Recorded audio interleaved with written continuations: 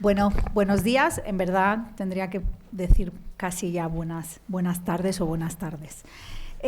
Bienvenidas, bienvenidos a un nuevo ciclo del programa propio de la intelectual hoy y su memoria, que organiza la Facultad de Filosofía y Letras. Quiero un poquito explicar de qué va este ciclo, porque además es un ciclo que tiene mucha solera ya en la facultad. Además es uno de nuestros ciclos más especiales, donde invitamos a especialistas, creadores, científicas, escritoras, y pedimos a nuestros compañeros, compañeras de la facultad, pues que dialoguen con la persona invitada sobre cuestiones relevantes de su trayectoria o de su actividad. Además, creo que esto es un valor añadido importante. Estas entrevistas quedan grabadas, con lo cual pues, tenemos constituido un fondo de muchos intelectuales e intelectualas que han pasado a lo largo de todos estos años desde que se creó el ciclo en la facultad. Antes de presentar y de dar comienzo a la entrevista y a la intelectual de hoy y a su interlocutor, quiero en primer lugar disculpar a nuestra decana, Ana Gallego, y al vicedecano de Cultura, Investigación y Transferencia. Son quienes normalmente suelen estar en este tipo de eventos, pero quien por motivos ineludibles pues, no han podido estar aquí. He de reconocer, no obstante, que como vicedecana de Estudiantes, Igualdad e Inclusión, como humanista, pues para mí es un verdadero placer poder estar en esta mesa hoy, representando evidentemente al equipo de Canal. Quiero comenzar, por lo tanto, dando una bienvenida especial a nuestra entrevistada de hoy, a Pilar García, y agradecer que aceptara nuestra invitación. Una invitación que vino de la mano del profesor Gonzalo, quien fue a iniciativa suya, propuso tener este diálogo. Aunque él la va a presentar, nuestra invitada es profesora de investigación del Consejo Superior de Investigaciones Científicas, especialista en dialectología y geografía lingüística. Y, por tanto, para nuestra facultad es un auténtico honor y un placer tenerla aquí y poderte escuchar, Pilar. Yo le decía antes de comenzar, y no quiero extenderme mucho en su presentación, yo soy historiadora del arte, pero justo le decía que yo escucho uno de sus programas en los que evoca palabras moribundas, y cito textualmente: palabras que tienen un poder evocador, que nos llevan hacia nuestra memoria, el recuerdo de personas queridas que ya no están, épocas de nuestra vida que pasaron, utensilios perdidos, tareas superadas o antiguas modas divertidas.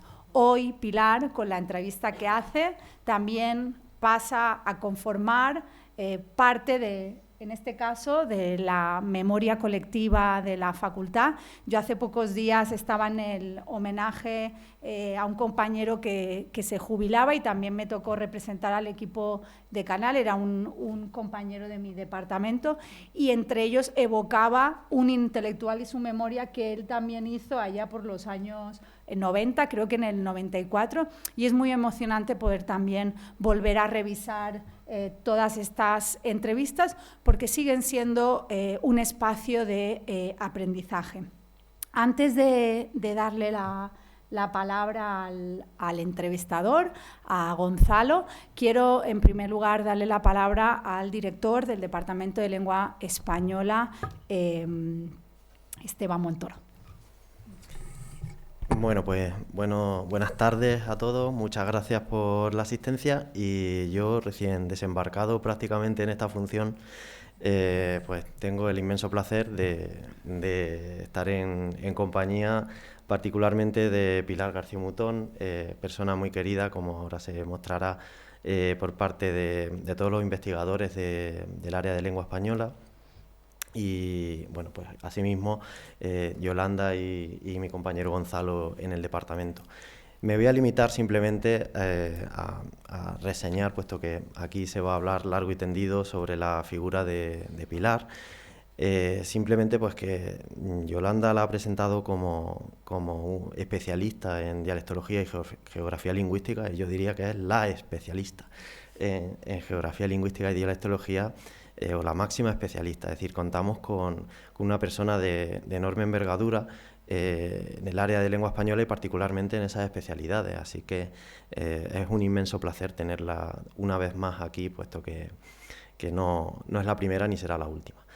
Felicito al decanato por estas actividades, porque uno que ya lleva ya tiempo aquí, pues sabe que esta actividad estuvo un tiempo dormida y con gran satisfacción pues se ha vuelto a reavivar, ¿no? O sea, ya no es una actividad moribunda, sino que está muy viva y además nos genera este tipo de productos tan interesantes, porque luego quedan grabados y pueden visitarse, ¿no? Pueden revisitarse.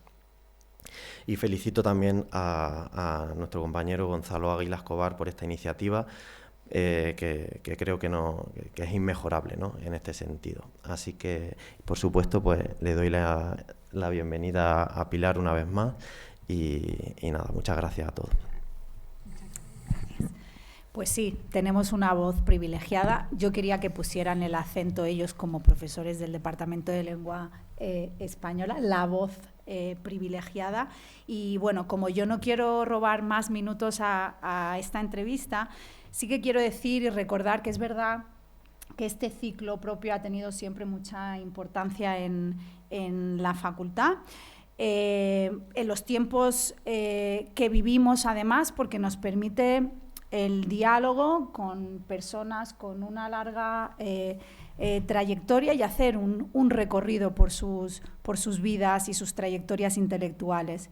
Y sin más, ahora sí, le doy la palabra a Gonzalo Aguilar para que haga la entrevista y comience el acto. Muchas gracias. Pues muchísimas gracias, Yolanda, y muchísimas gracias, Esteban. Bien, en primer lugar quiero agradecer a la Facultad de Filosofía y Letras que me haya permitido celebrar este acto con la profesora García Mutón y, por supuesto, a la intelectual que está hoy aquí con nosotros por haber aceptado mi propuesta.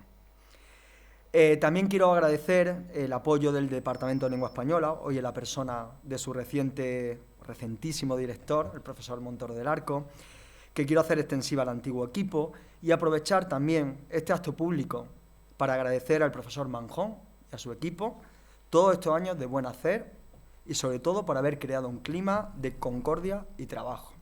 Gracias de veras por favorecer y impulsar nuestra labor. De verdad, muchísimas gracias. Y ahora quiero brevemente presentar a la intelectual, aunque no necesitaría presentación alguna. Mis estudiantes que están aquí, incluso los más antiguos, me han oído repetir una y otra vez tu nombre y han tenido que leer muchos de tus trabajos. Así que, en cierta manera, es como si ya te conocieran, al menos en la parte académica. Eres un ejemplo para todo ello. De ahí que esté hoy en el ciclo más importante de la Facultad de Filosofía y Letras, un ciclo por el que han pasado figuras como Gregorio Salvador, Manuel Alvar, Buero Vallejo, Emilio Lledó, Rosa Chacel, López Blanch, Emilio Alarco, Saramago, Rafael Guillén o recientemente Mónica Randall. No voy a quitarle tiempo a esta entrevista, a esta conversación, y por eso no me voy a poner a enumerar tus numerosísimos trabajos que están ahí en cualquier base de datos y que nos estás dejando a modo de legado. Esta es la mejor forma que un investigador puede contribuir a la ciencia, hacer avanzar el conocimiento y ser gigante al que subirse en hombros. Gracias a estos trabajos hemos sabido de los nombres del arco iris, del maíz, de la lechuza, del gamón, del murciélago o del regaliz, entre otros. Hemos conocido cómo hablan las mujeres o cómo eran las mujeres como sujetos de encuesta en el ALPI. Y hemos aprendido lo que es la geolingüística y su metodología. Y hoy conocemos más sobre la variación del español en zonas antes menos conocidas, gracias al alemán o al adim, o en grandes zonas como el alir o el alé. Y finalmente, somos y seremos privilegiados al poder consultar los materiales del ALPI que creíamos ya en el olvido.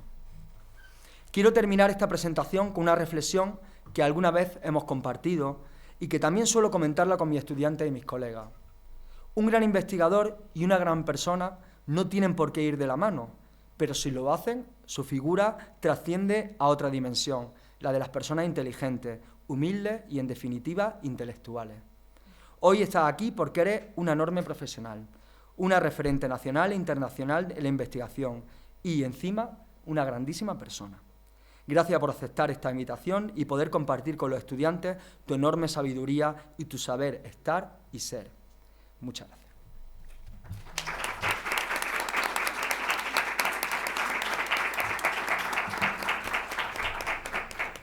Bueno, soy yo la que tengo que dar las gracias aquí y quiero dar las gracias a la universidad en la persona de Yolanda, al departamento en la persona de Esteban y, por supuesto, a Gonzalo, que, como habrán podido comprobar, además de colega, es amigo mío. Claro.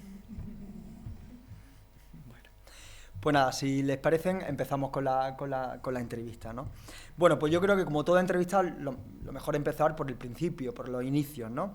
Entonces, quería preguntarte, pues, precisamente cómo fueron tu inicio en la filología hispánica. Además, aquí tenemos muchos estudiantes que querrán saber, bueno, pues cómo empezó, ¿no? Pilar García Mutón en la filología hispánica. ¿Qué te hizo empezar? Porque en aquel momento no existía filología hispánica, era filología románica. Y luego también, ¿de qué manera pudo influir que tus padres se dedicaran a la filología clásica, ¿no? Y también a la enseñanza? Incluso, de hecho, bueno, voy a ir también contando algunas cosas. De hecho, me voy a adelantar porque, por un lado, sé que la gratitud y la amabilidad y la humildad en parte fueron heredadas, porque conservo, y te lo dije ayer, un libro, Medea, una traducción de Valentín García Yebra, que además me dedicó, ¿no? Decía a Gonzalo Águila, deseándole muchos y grandes éxitos y agradeciéndole su amable compañía, ¿no? Yo creo que, bueno, al final todas estas cosas pues se terminan heredando, ¿no? Entonces, bueno, que nos contara un poco de dónde vienen estos inicios. Bueno, es verdad que yo hice filología románica y es evidente que tuvo que influir en mi decisión de hacer filología románica las vivencias que tenía en mi casa, obviamente. Mis padres eran los dos de filología clásica. Mi padre estaba más especializado en griego y fue traductor de Aristóteles. Nosotras éramos 4 hermanas y de pequeñas odiábamos a Aristóteles, porque no sabíamos quién era, pero sí sabíamos que en casa no se podía hacer ruido porque nuestro padre estaba traduciendo a Aristóteles, estaba trabajando con Aristóteles y le teníamos realmente manía en aquella época. Pero, y mi madre era de latín, más de latín. Ellos eran compañeros de clase de la universidad, se habían conocido en la universidad. Y a mí me gustaba mucho el latín, no tanto el griego, pero lo que tenía muy claro es que yo no quería hacer la misma carrera que mis padres, evidentemente. Y entonces sí que ya fue el primer año que hubo filología hispánica en la Complutense, pero reabrieron filología románica, que había estado cerrado durante mucho tiempo, y me matriculé en románicas porque me gustaba el latín más y me gustaban las lenguas vivas también. Y ahí tenía las dos cosas juntas, efectivamente. Vale. Bien, vamos siguiendo por el principio, ¿no? Poetizaba Peri Rossi sobre la infancia, decía: allá en el principio todas las cosas estaban juntas, infinitas en su número y en la pequeñez. Tú viviste tu infancia, la tuya, en Tánger, entre lenguas diversas como el francés, dialectos del árabe o incluso el judeo-español, ¿no? ¿En qué medida esta diversidad y este origen marcó tu trayectoria dedicada a la variedad de las lenguas? Pues yo creo que la marcó mucho. De hecho, bueno, también es verdad que en casa a mí me gustaba mucho ver mapas.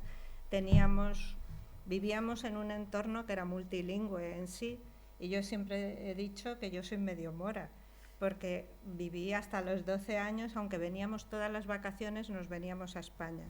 Mi padre era director del Instituto Español en Tánger entonces, y veníamos a España y manteníamos el vínculo, pero el mundo aquel era un mundo mucho más relajado que el que había en España. En aquella época Tánger era mucho más pequeño que es ahora, era una ciudad multilingüe y multirracial, digamos. Había una presencia, acababa, cuando nosotros llegamos, justo poco después dejó de ser ciudad internacional, pero mantuvo durante mucho tiempo ese espíritu y eso también se notaba. Sí. Muy bien. Bueno, vamos a pasar ya a la parte quizá más conocida. De hecho, como ha dicho bien mi compañero Esteban, es la especialista en geolingüística por antonomasia. Un poco, ¿por qué te dedicaste un poco a la geolingüística dentro de tu investigación? Bueno, yo, como decías antes, estudié filología románica en la Complutense. Y en la Complutense, en filología románica, nos daba clase don Manuel Alvar. Nosotros, con perdón, yo a todos mis maestros los llamo de don, los trato de don, siempre decíamos don Manuel, don Gregorio, don Emilio, don Rafael, para don Rafael La Pesa y esas cosas. Pues nos dio clase de geografía lingüística y de dialectología, de las dos cosas. Y en doctorado, el primer curso de doctorado fue cuando se publicó el Atlas Lingüístico y Etnográfico de Canarias, el ALEICAN.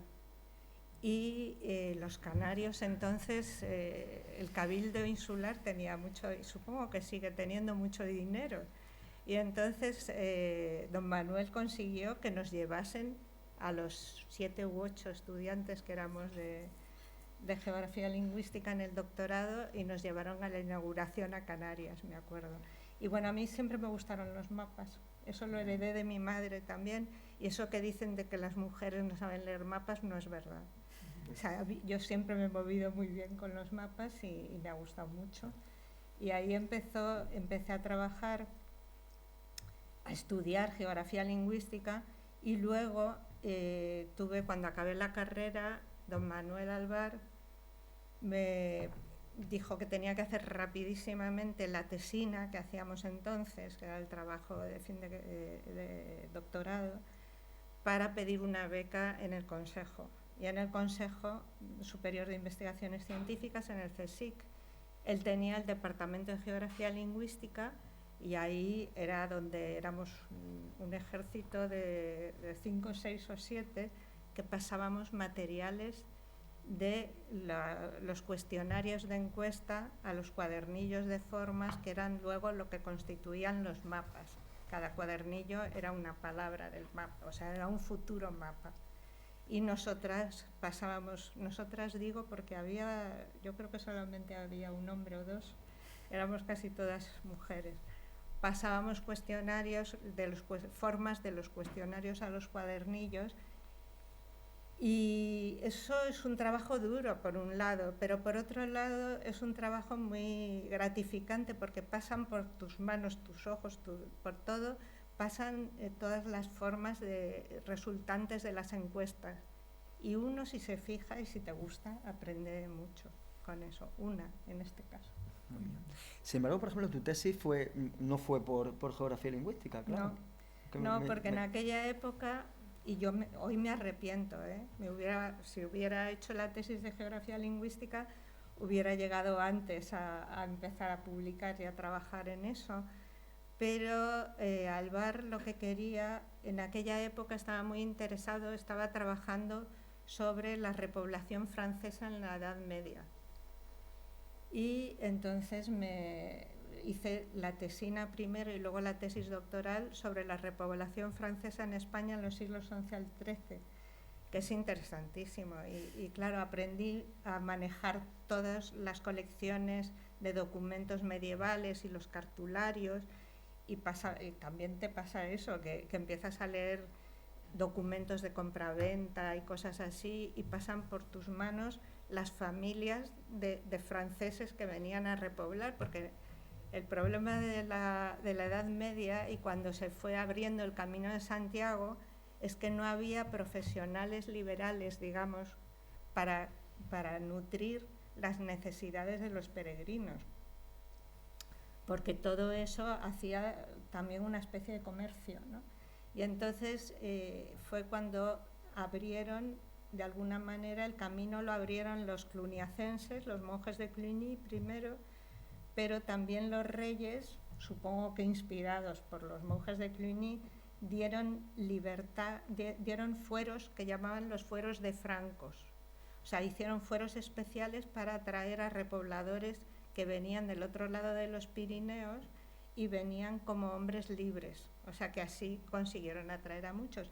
Y pasaban por ahí, así yo iba recomponiendo las familias de francos, de franceses que llegaban, de dónde venían y lo que estudié, porque casi siempre tomaban como nombre, como apellido, que entonces no existían nombres ni apellidos, vamos, nombres sí, pero apellidos no, el lugar de origen. Entonces había muchos que eran d'Orléans, de Oloron, de Tarbes, de tal, y podías ir, lo que hicimos fue, en la tesis lo que hacía era reconstruir las zonas de donde venían los franceses que repoblaron, en ese sentido. Nada que ver con lo que hice después. Sí. Muchas gracias. Bien, y has comentado, ya has hablado de don Manuel Alvar. Sí, ¿no? claro. ¿De qué manera influyó ese maestrazgo en ti, la figura de don Manuel? Evidentemente el magisterio de don Manuel Alvar fue definitivo, en el sentido de que hice la tesis con él, tuve una beca predoctoral en su departamento del Consejo y luego una beca postdoctoral. Antes ya de la beca postdoctoral, un día llegó y me dijo: tienes que ir la semana que viene a dar clase a la Complutense. Con lo cual casi me da algo, porque francamente no entraba en mis planes, ¿no?, lo de dar historia de la lengua, y empecé a dar también historia de la lengua en clásicas, que fue una experiencia maravillosa, porque los alumnos de historia de la lengua sabían latín, y entonces no tenía nada que ver el poder hablar con gente que tenía la mitad de la asignatura ya conocida, la mitad de la asignatura hecha. Bueno, pues eso por un lado. Y por otro lado, yo tenía mucho interés, yo quería hacer encuestas de campo, yo quería saber de dónde venía aquello con lo que yo trabajaba. Pero don Manuel no estaba por la labor. O sea, a don Manuel no le gustaba que las mujeres hiciéramos ese tipo de trabajo. A mí me decía: no, tú haces muy buen trabajo de gabinete, como me decía él. Y tardé mucho tiempo en poder salir al campo a hacer encuestas, ya casi en los 80, sí, mucho tiempo. Y hice algunas encuestas ya para el Atlas de Castilla y León con Francisco Moreno, con el que luego hicimos los dos el Atlas Lingüístico y Etnográfico de Castilla-La Mancha. Pero cuando hacíamos las encuestas del Atlas, y estoy dando un salto, pero cuando hacíamos las encuestas del Atlas de Castilla-La Mancha, yo seguía trabajando en el Consejo. Salíamos los jueves por la tarde de encuestas, encuestábamos los viernes y volvíamos los sábados.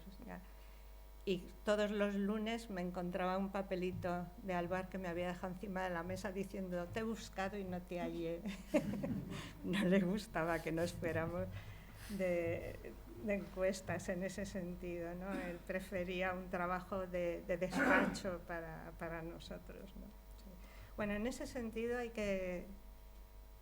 Claro, con el tiempo se da uno cuenta, te das cuenta de que las mujeres en aquella época lo teníamos mucho más difícil que los hombres, en realidad, porque te dejaban estudiar, te daban muy buenas notas, te decían que tenías un expediente brillante, podías hacer el doctorado y tal, pero ya cuando llegabas ahí había como un freno implícito, ¿no?, contra el que tenías que luchar. En ese sentido, ayer estábamos hablando con Gonzalo de que también en el Consejo y con Alvar yo entré a ser secretaria de la revista de Filología Española, que era la principal revista entonces. Y la secretaria era Concha Casado, que era una investigadora en el Consejo, muy simpática, muy graciosa, que era la directora del instituto, que en cuanto vio que me podía soltar la revista de Filología y dejarme a mí hacer todo aquel trabajo de corrección, de escribir a los autores, de pelear con las imprentas y tal, me la dejó y se marchó y me dijo, muy contenta. Y yo le decía a Gonzalo, yo me daba cuenta, pero no era tan consciente como somos ahora de eso, de que yo era la única mujer que había en aquel consejo de redacción. Todos los demás, pues estaba don Gregorio Salvador, había montones de profesores conocidos, todos hombres.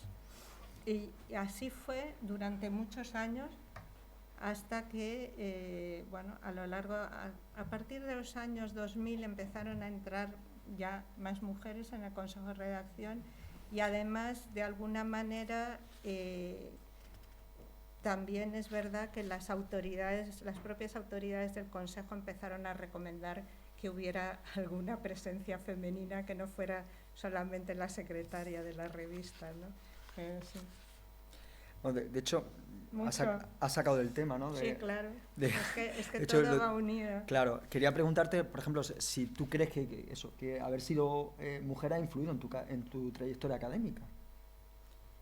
Bueno, no ha influido en mi trayectoria académica, la ha condicionado, exactamente, digamos, la ha condicionado, la ha orientado de alguna manera. Por ejemplo, claro, yo también decidí que quería trabajar sobre el lenguaje de mujeres, que habéis hablado antes, porque las mujeres como hablantes, desde mi punto de vista, eran las grandes desconocidas. O sea, se estudiaba la lengua, pero se estudiaba la lengua a partir de informantes hombres, varones, siempre, que estaba muy bien, pero desde mi punto de vista a mí me faltaba la otra parte, ¿no? La contraparte.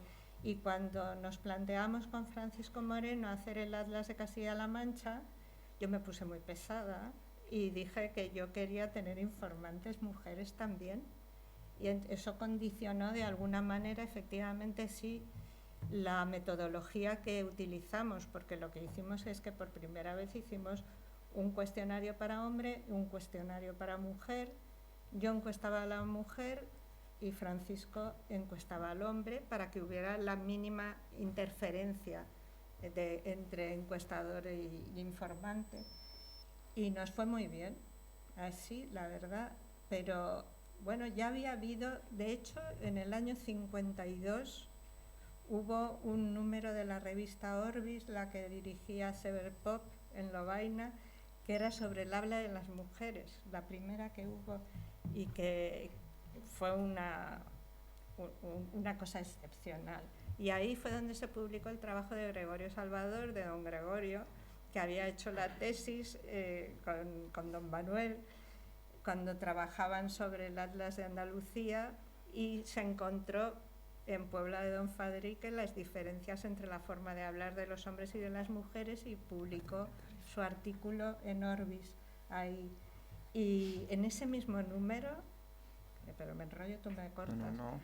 En ese mismo número había un artículo de Monseñor Antoni Griera, que era el director del Atlas Lingüístico de Cataluña y del Valle de Arán y del de Andorra, y Monseñor, Griera, porque a él no lo conocía, o sea que no lo tengo que llamar Mosén, a Griera lo que decía, el artículo de Griera se llamaba Exclusión, las razones para la exclusión de las mujeres como informantes en un atlas lingüístico. Si tienen oportunidad y pueden leer francés, léanlo, porque no tiene desperdicio. O sea, según él, las mujeres no varían. De hecho, a él le habían criticado mucho, Jud lo criticó porque no incluyó ninguna mujer en su Atlas de Cataluña, una en un punto, y como informante secundaria. Y entonces, él lo que dice es que las mujeres no tenemos capacidad de concentración suficiente para hacer una encuesta lingüística, que a los 10 minutos ya pierden el oremus y que no... Bueno, y muchas más gracias en ese sentido. O sea que sí, en cierto modo, sí condicionó mi visión de que los hablantes eran un mundo general, global, integrado tanto por hombres, tanto por varones como por mujeres, ¿no? Y en cierto modo he procurado estudiar cómo hablan las mujeres de verdad, o sea, no no lo que dicen los tópicos y los prejuicios que estaban tan extendidos, ¿no? Sino cómo hablan de verdad y bueno, y cómo se han estudiado de alguna manera. Sí. De hecho, si no recuerdo mal, creo que en algún momento me comentaste que iba a las peluquerías, ¿no? Esa era Concha Casado, que era muy graciosa. Vale. Concha Casado, la que era secretaria de la revista de Filología antes de que lo fuera yo, era alumna de don Dámaso, de Dámaso Alonso, y hizo una tesis doctoral antes de la Guerra Civil sobre el habla de la Cabrera Alta en León. Ella era leonesa, doña Concha, era muy graciosa.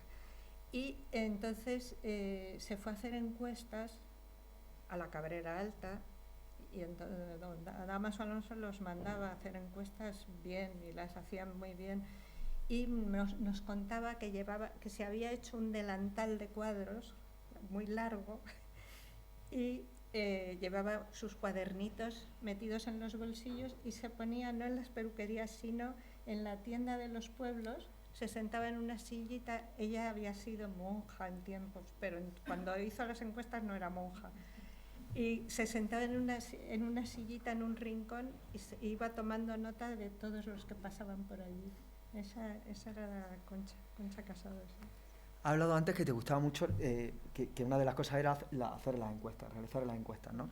De hecho, yo siempre le digo a mis estudiantes que yo que también he hecho encuestas, que es la parte como una dimensión muy humana, ¿no? Porque estás en contacto con los hablantes, ¿no? Muchas veces pasamos de los documentos, o documentos que para tu tesis, pero ahora ya pasamos a los hablantes hombres y mujeres, ¿no?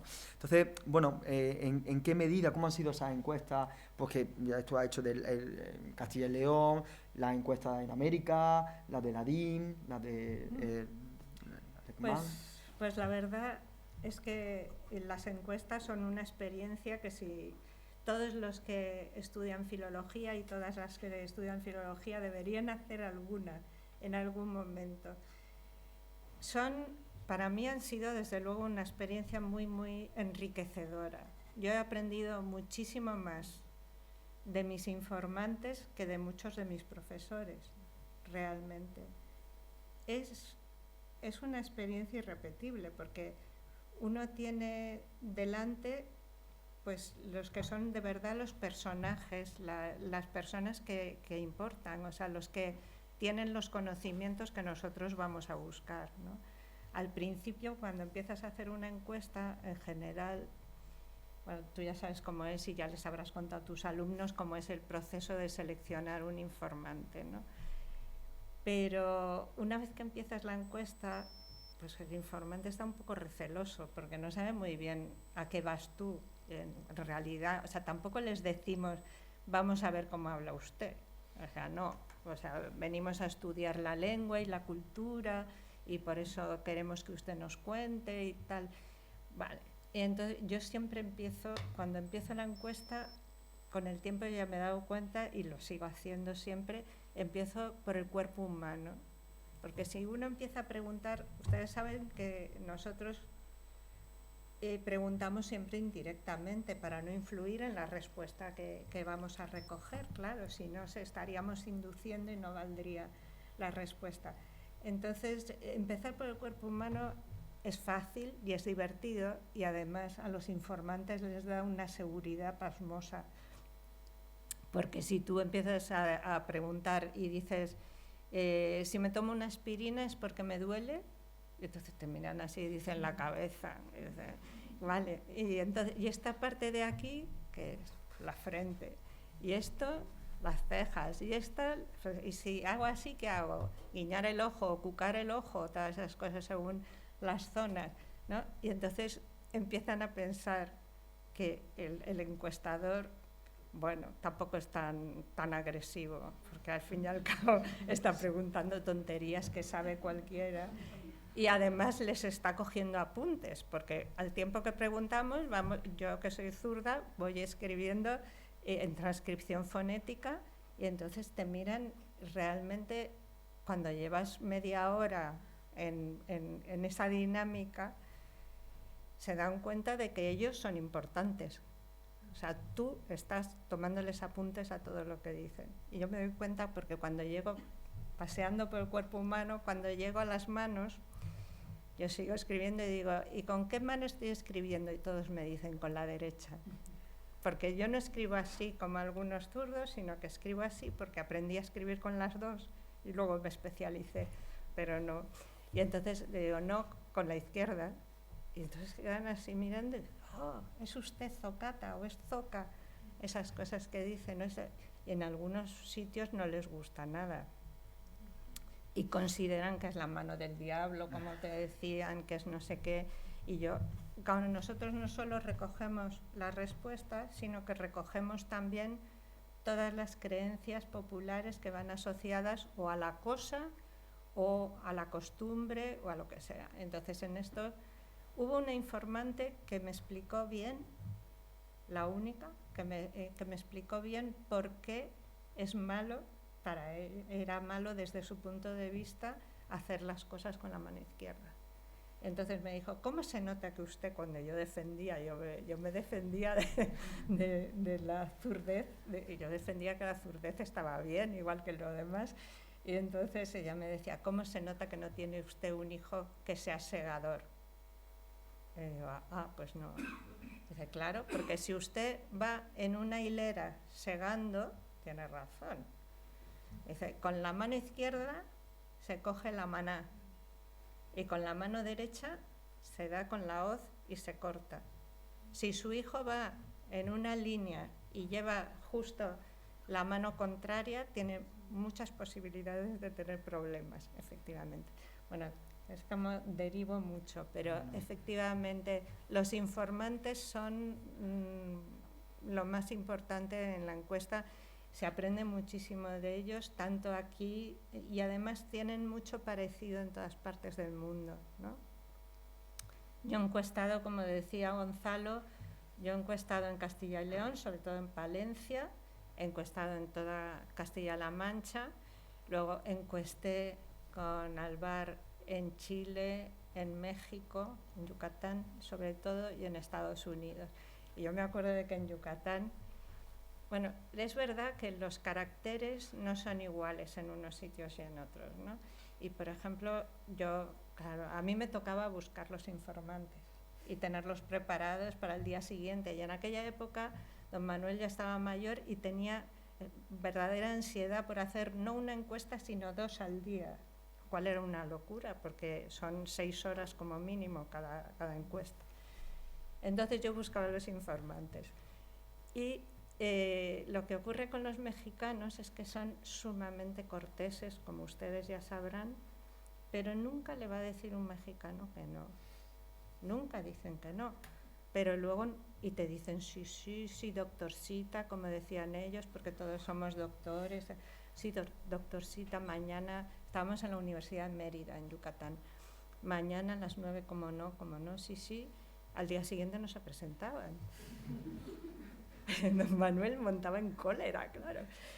Y yo las pasaba canutas. Entonces un día ya me encontré a uno y le dije, pero bueno, por favor, ¿cómo me ha hecho usted esto? O sea, si habíamos quedado y tal. Y me dice, ¿y cómo le iba yo a decir que no? Directamente, ¿no? Pero por lo demás, todos los informantes entran en la misma dinámica, son colaboradores. Algunos, realmente uno se da cuenta de que tiene la historia que pasa por delante de tus ojos, ¿no? Ves todo el ciclo, claro, con lo que nosotros preguntamos, vemos todo el ciclo de la vida a la muerte. Todo. A veces yo he parado la grabadora y le he dicho al informante, ¿usted se da cuenta de que yo le estoy grabando? Porque te están contando cosas que no se deben quedar grabadas en algún sitio, ¿no? Y es que acaba uno entrando en una dinámica de cercanía y de confianza que es increíble. Bueno, y realmente, por ejemplo, yo me he dado cuenta, encuestando a tantas mujeres mayores de hace 20 años, que en este país, en nuestro país, la evolución cultural ha sido mayor en los últimos 70 años que desde la Edad Media, porque te contaban cómo tenían que lavar, cómo tenían que cuidar la casa, cómo tenían que atender a la familia y tal, lo que supuso, la revolución que supuso que llegaran las lavadoras, por ejemplo. Porque claro, todo lo de ir a lavar al río, todo lo de tal, que a nosotros nos parece de las películas de no sé cuándo, todo eso era de antes de ayer, en realidad. Y vivían, pues, en muchas cosas casi igual que en la Edad Media, ¿no? Pero bueno, ya me he ido por los cerros de Úbeda. Perfecto.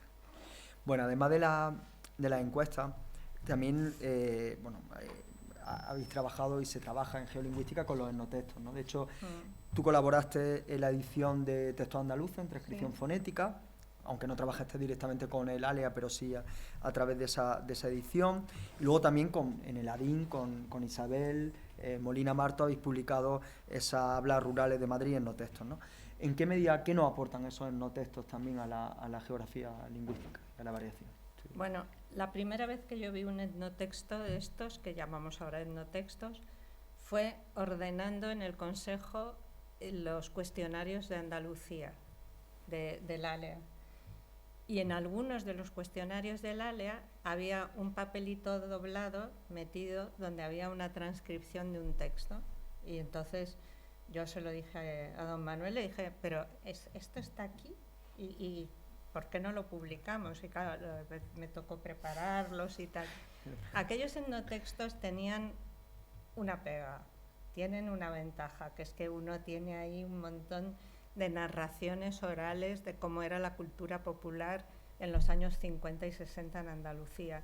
Tenían una pega que es que los habían preparado ellos, Manuel Albar, Gregorio Salvador y Antonio Llorente, y los habían limpiado, digamos. O sea, habían quitado las vacilaciones, habían quitado todo lo que es las muestras de oralidad que entorpecen un texto, o sea que estaban ligeramente adornados,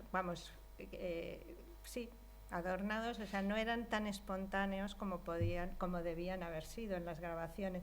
Las grabaciones no las conservábamos, no las teníamos, pero eso estaba hecho a partir de una grabación, evidentemente. Hicimos ese. Pero después de eso, nosotros hemos recogido muchos etnotextos. Hemos recogido en Castilla-La Mancha muchos, aunque no los hemos editado.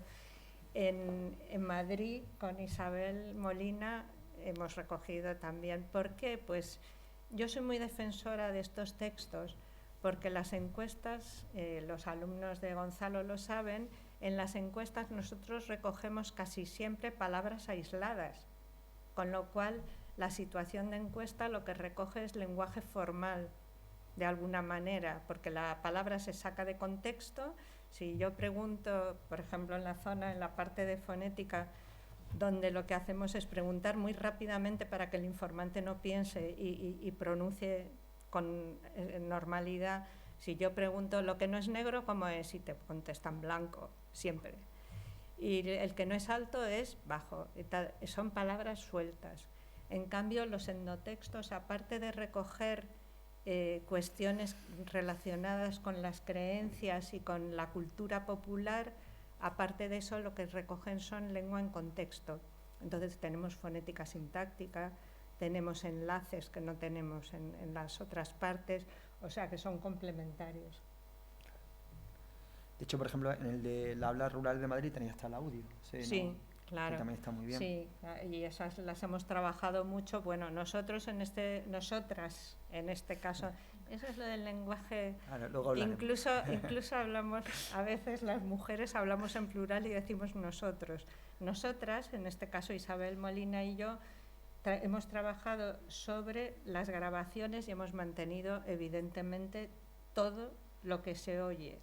Entonces, las vacilaciones, las repeticiones, las marcha atrás que hace el informante, pues como hacemos todos cuando en una conversación, todo eso está respetado y está ahí. Sí. Muy bien. Luego, también, creo que también con Isabel Molina estáis trabajando en el ALIR y el ALE, ¿no? ¿Qué nos aportan esos macroatlas, ¿no? Porque estamos hablando ya de grandes atlas, hemos pasado de los atlas regionales, nacionales, llevamos un poco a estos dos macroatlas que comprenden dos zonas muy amplias, ¿no? ¿Qué nos aportan eso respecto a lo anterior?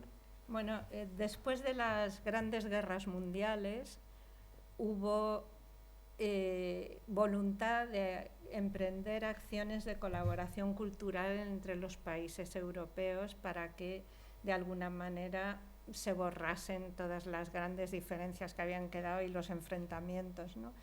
Y una de las labores que se hizo, que se puso en marcha, fue el Atlas de las Lenguas de Europa. Se llama el Atlas Linguarum Europae, que nosotros, como siempre, como habéis oído, Gonzalo, todos hablamos en siglas, ¿no? Hablamos del ALE, hablamos del ALECMAN, hablamos del ALEICAN y hablamos el Atlas Linguarum Europae, para nosotros es el ALE.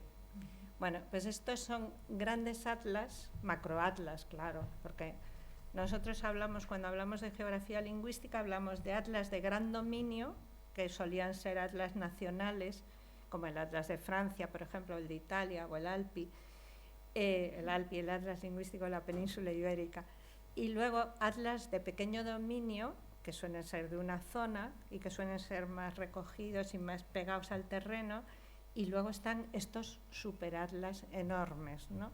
Que, como el Atlas de Europa. No son atlas primarios, o sea, no se sale a hacer encuestas para estos atlas, sino que son atlas secundarios, en este caso casi son terciarios, porque lo que hacemos es, a partir de los trabajos de geografía lingüística de cada país, aportamos materiales a los grandes atlas y los trabajamos en equipo. Entonces, pues claro, yo empecé a colaborar, a preparar los materiales españoles para el Atlas Linguarum Europae, en el que colaboraba don Manuel Alvar. Y a partir de ahí el Atlas de Europa se mantiene, claro, cuando uno hace, es difícil sintetizar, pero algo para que entiendan, cuando uno hace un atlas con un mapa tan enorme y con tantas lenguas distintas, no es fácil estudiar los mapas. Entonces, no se pueden estudiar diferencias fonéticas, por ejemplo. Es difícil estudiar diferencias sintácticas y lo más que se hace, y se hace muy bien, es estudiar diferencias léxicas, sobre todo. Y entonces, como hay tal variedad de lenguas, lo que une o lo que se puede de verdad llegar a comprender y a estudiar son las motivaciones que hay por debajo de las palabras. O sea, que lo que estudiamos son mapas que nosotros llamamos mapas interpretativos. A lo mejor yo debía haber preparado unos mapas para que ustedes vieran, pero bueno, da igual, los pueden ver en internet. Son mapas interpretativos. O sea, que nosotros, cada equipo, por ejemplo, trabajamos pues, por la niebla, los nombres del sol, los nombres de la niebla. Entonces, esos mapas, cada equipo de cada país aporta los materiales, luego hay un investigador o dos que hacen el estudio conjunto y todos los equipos ayudan a hacer ese estudio interpretativo. En los mapas tan enormes, en los atlas tan grandes como el Atlas de Europa, se pierden muchas cosas, lógicamente. Solamente se puede ir a esa capa profunda, que es muy interesante, porque se ve muchas veces que hay la misma motivación. Por ejemplo, yo estudié los nombres del arco iris, ¿no? La misma motivación que existe aquí puede existir en Turquía o puede existir en otros sitios, y es bonito de ver las grandes.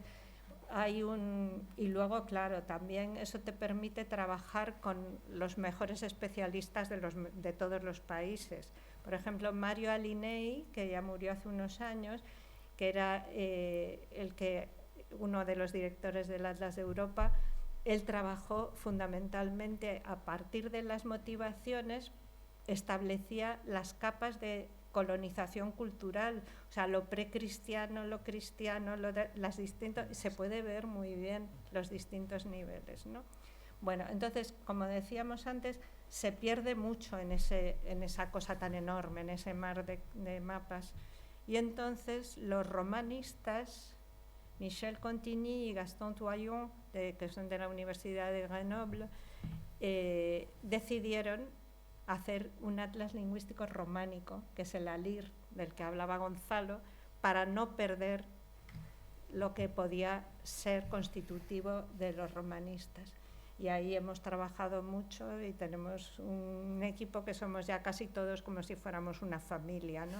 Nos reunimos cuando tenemos dinero y sí, porque cada vez es más difícil, ¿eh? Hace unos años era más fácil, ahora es más complicado y trabajamos, pero claro, por otro lado se ha puesto así, ahora es mucho más fácil también la comunicación, que cuando empezamos el primer año de la LIR, Michel Contigny consiguió fondos de la Unión Europea y a cada equipo nacional nos compró el primer Mac que hubo, que era chiquitito, así monísimo todo.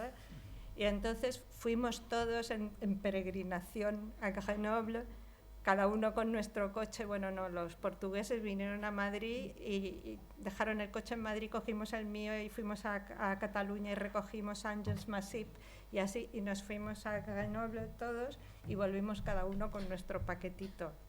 Y fue así como empezamos a trabajar de forma informática comunicada entre todos.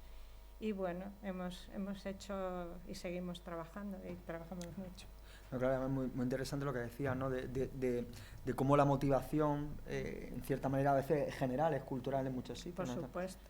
Estaba recordando lo del arcoíris, lo del el cambio de sexo, ¿no? Sí, era eso, ¿no? Eso es muy general. O sea, eso, lo que decían era que sí, el que orinaba al pie del arcoíris cambiaba de sexo. O sea, que es una falta de respeto al arcoíris. Sí, y eso es una creencia muy, muy general. Es muy curioso. Bueno, y lo de siempre, lo de que el arco iris es un animal mitológico que bebe el agua, ¿no? Como el arco bebando, que dicen los italianos, y en muchos sitios. Eso es muy bonito. Interesante. Muy bien. Desde el punto de la metodología, teniendo en cuenta que estamos, digamos, en el siglo XXI, hay informática, bueno, la maldita informática en muchos casos, bueno, a veces, siempre que ayude bien, pero luego ya hemos hablado alguna vez de esto y del ALPI. Claro, yo me planteo, y se lo planteo mucho, de hecho los estudiantes que estáis aquí, os vais a acordar, siempre reflexionamos sobre eso, de qué manera podemos utilizar los medios actuales para pasar, sobre todo, la cuestión del cuestionario, porque el cuestionario es lo que más tiempo lleva, lo que más dinero lleva también, claro, porque implica la dieta, el estar. Entonces, claro, muchas veces, ¿cómo pasamos? ¿Cómo podemos mejorar metodológicamente la encuesta? Pero claro, sin volver tampoco a la encuesta por correspondencia. Es decir, pero es difícil. No entiendo lo del cuestionario. Sí, es decir, por ejemplo, tenemos la informática, hoy en día tenemos aplicaciones en las que podemos hacer encuestas, por ejemplo, en línea, podemos hacer. Claro, ¿en qué medida podemos aplicar todo eso para quizá, bueno, pues salvar un poquito el tener que ir de pueblo en pueblo, hacer el cuestionario? Es decir, ¿existe alguna, o tú ves alguna otra manera? Pues yo lo veo complejo, no, es una pregunta que veo difícil. Yo creo que, la verdad, si me preguntas mi opinión, sí. A lo mejor me preguntas dentro de 5 años y he cambiado de idea, pero yo creo que no puedes. La informática sirve y sirve de muchísimo, sobre todo para la elaboración, pero no para la encuesta. Yo creo que la encuesta es insustituible, que la encuesta sea personal y directa, porque si no, volvemos a las encuestas por correspondencia que hacían en el siglo XIX. A mí me parece muy bien todos los estudios que se hacen a través de las redes sociales, pero, con perdón, no tienen el rigor metodológico que tiene un trabajo planteado desde el principio así. O sea, uno echa la red sobre la red social, con perdón por la redundancia, pero tiras la red y recoges material muy disperso y muy diferente uno de otro. O sea, que lo bueno que tiene, es verdad que la geografía lingüística tradicional, tal y como está planteada, se puede actualizar. Tú puedes cambiar de informantes, puedes cambiar los contenidos, puedes hacer grabaciones que antes no podías hacer, pero el rigor lo tienes que mantener. y eso no se puede, la informática no te hace la encuesta, digamos. La informática lo que sí que te hace es desplegar unas grandes posibilidades de almacenamiento de conocimiento y de datos, o sea, bases de datos enormes y que se pueden gestionar muy bien, y luego bases de datos que combinadas con los sistemas de información geográfica puedes geolocalizar y puedes cartografiar. Bueno, entonces, ¿qué ocurre? Que toda la parte de las TICs aplicadas a nuestra materia se refleja más en la elaboración, digamos, que en los cambios metodológicos. O sea, metodológicamente no influye enormemente, desde mi punto de vista. No sé. Otra cuestión importante también en cuanto a la metodología, lógicamente, pues la metodología geolingüística ha ido evolucionando. Por ejemplo, pues de hecho, el Alemán, pues por primera vez de manera sistemática, no digo por primera vez porque antes ya se había considerado mujer, pero es verdad que por primera vez de manera sistemática se introdujo la mujer en la encuesta, ¿no? Luego también en el ADIM, por ejemplo, ha aparecido también el hecho de que habéis tenido en cuenta las generaciones, la edad, es decir, una serie de variables. Claro, yo muchas veces me planteo, y me lo he tenido que plantear también con Vitalex, de qué manera incluir, digamos, en esos mapas, o cómo ilustrar en esos mapas toda esa variación. De hecho, una de las cuestiones que hablo mucho también con Sulio Sousa, claro, lo hablamos mucho, de qué manera incluimos tantos datos en unos mapas. Claro, antes era muy simple, colocábamos un punto, un lugar. Ahora, cuando tenemos más informantes, tenemos diferentes estratos, ¿qué hacemos, no? Bueno, ese es uno de los retos, ¿no? O sea que, en realidad, el mapa está pensado, desde el punto de vista lingüístico, está pensado para estudiar la variedad diatópica, para ver la variedad en el espacio. Lo que ocurre es que cuando ya mezclamos otras dimensiones, cuando mezclamos, por ejemplo, como hemos hecho nosotros, como hace Quesada Pacheco, cuando mezclamos ya sexo, diferencias sexuales en los hablantes, género, como queremos llamarlo, y también los niveles de edad o niveles socioculturales, entonces la representación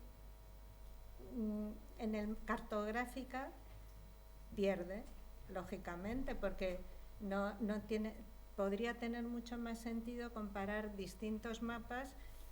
Nosotras estuvimos dándole vueltas a eso, intentando superponer, ver la posibilidad de hacer capas, que eso sí se puede hacer ahora, claro, con la informática, de superponer, pero no funciona. O sea, no funciona. Al final acabamos haciendo lo que estamos haciendo todos, más o menos, que es que si tenemos 3 niveles de edad y tenemos hombre y mujer, lo que hacemos es partir así en cada punto y colocar 6 símbolos que están expresando las respuestas, y ahí se ve si hay diferencias o no, pero eso permite ver, y es mucho, ver las diferencias en cada punto, pero no nos permite ver las diferencias sobre el espacio. O sea que se pierde lo que es se pierde mucho de la diferenciación areal.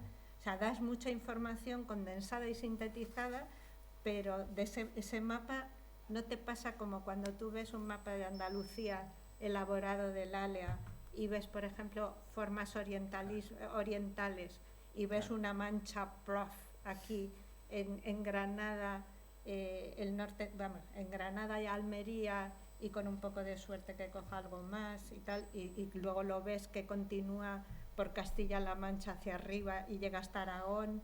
Bueno, eso, si estás cartografiando 6 respuestas distintas con variación, eso lo pierdes. O sea, la visión areal, tienes mucha información concentrada, pero el mapa es lo de menos. Eso ya lo podías publicar en listas casi.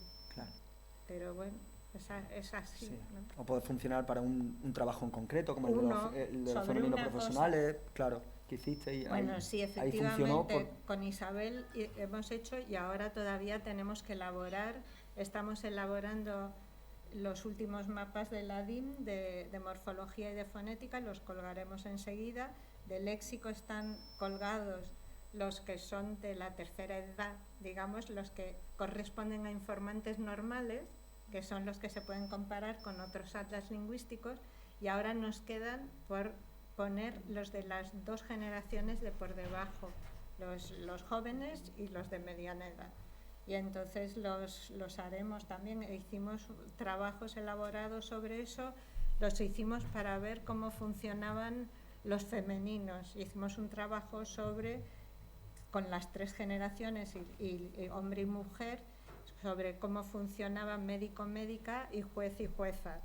Y entonces queda clarísimo una cosa que nosotras no sabíamos, que los mayores iban a ser más reacios a feminizar, ya lo sabíamos, ¿no? Que los de la edad intermedia feminizaban sin ningún tipo de problema y decían médica y jueza, lo podíamos sospechar, pero que los más jóvenes de repente mostrasen un retroceso y no quisieran feminizar tanto como sus padres, digamos, o a la generación de por encima, y eso evidentemente viene de toda la enseñanza, que les hace dudar y les hace ser críticos y decir, bueno, sí, yo diría la jueza, pero a mí me han dicho que juez es una palabra que sirve para los dos géneros, y entonces yo prefiero porque suena más culto, porque tal. Ese tipo de cosas funcionan.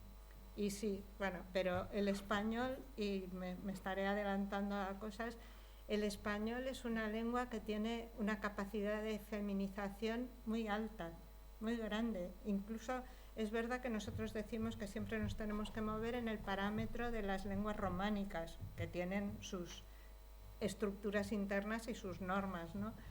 Pero, por ejemplo, frente al francés, el español es muchísimo más avanzado. El español feminiza en general sin problema.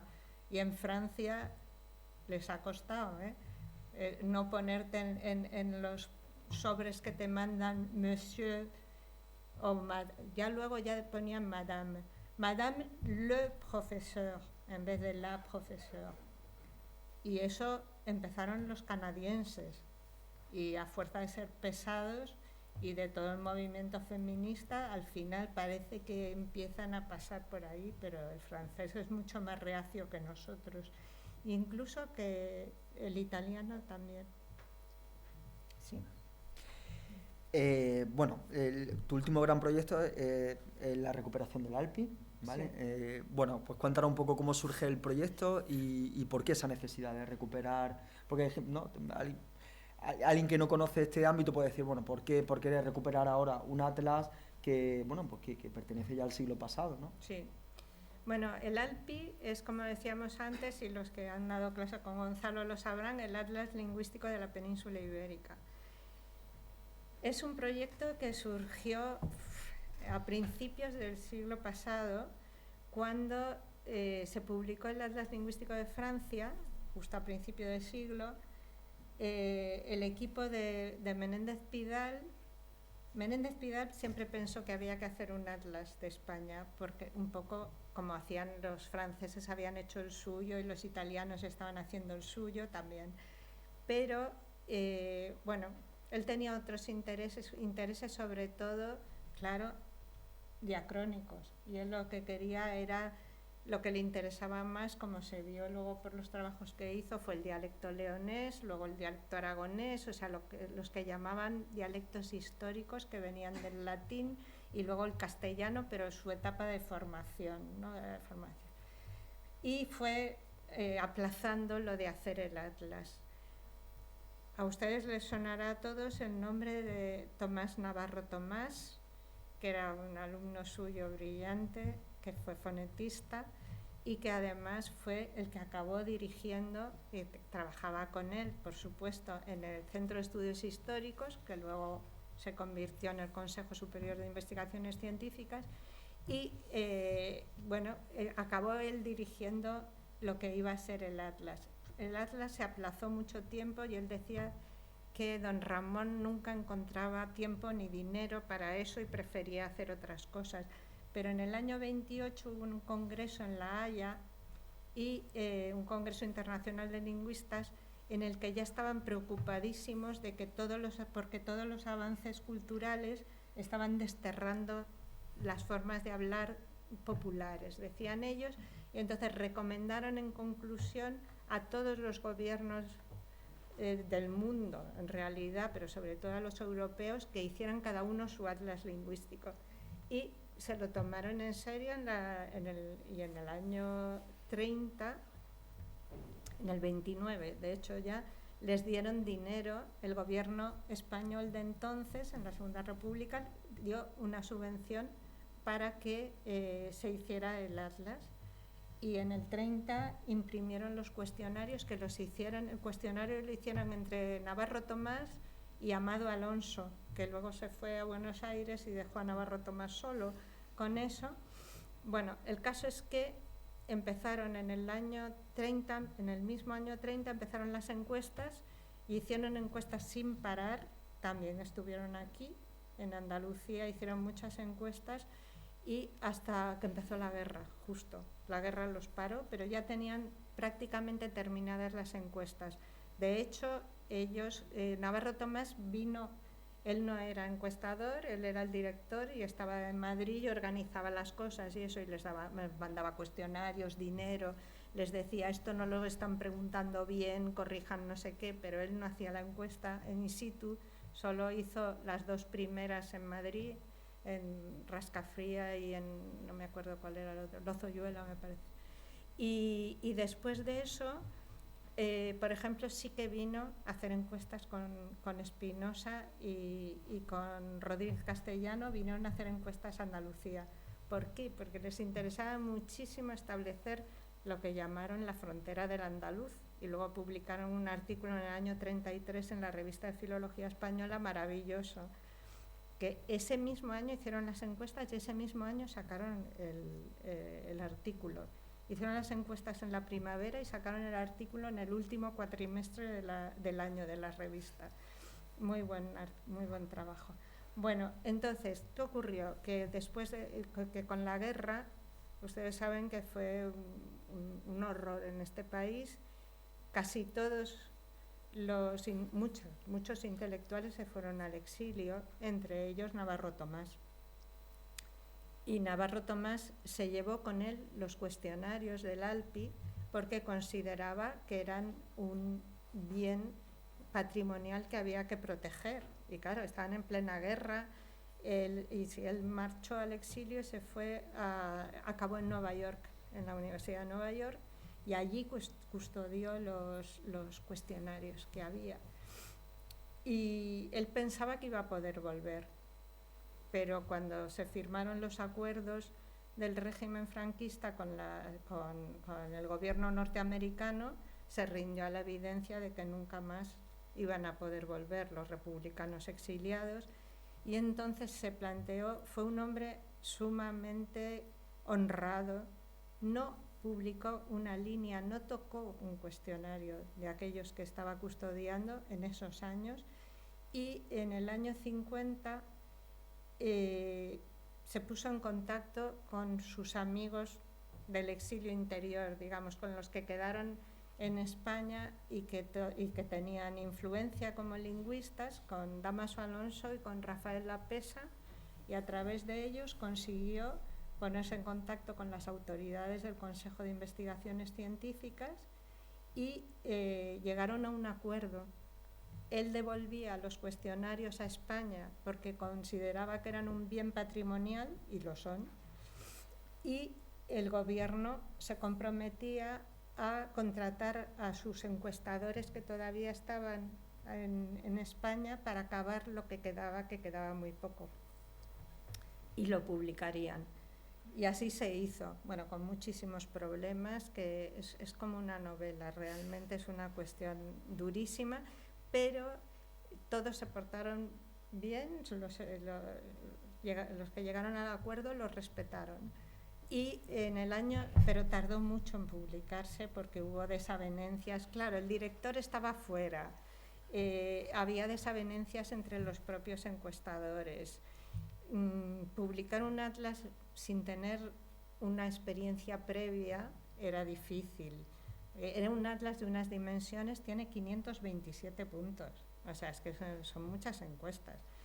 Distintas lenguas, hay catalán, francés, tocar con el francés en la zona del catalán francés, catalán, gallego, portugués y todos los dialectos de los alrededores, digamos.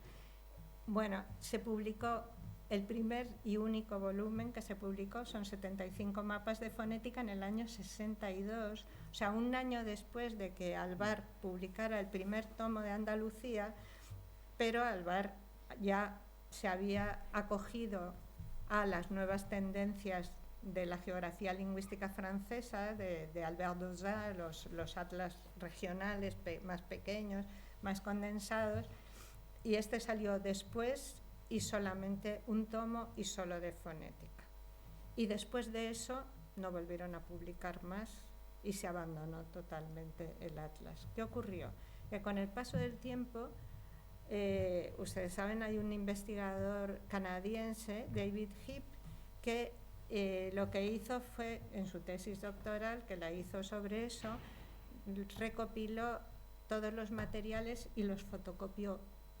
De hecho, vino a verme al consejo y yo le dije dónde estaban una parte de los cuestionarios que no localizaba.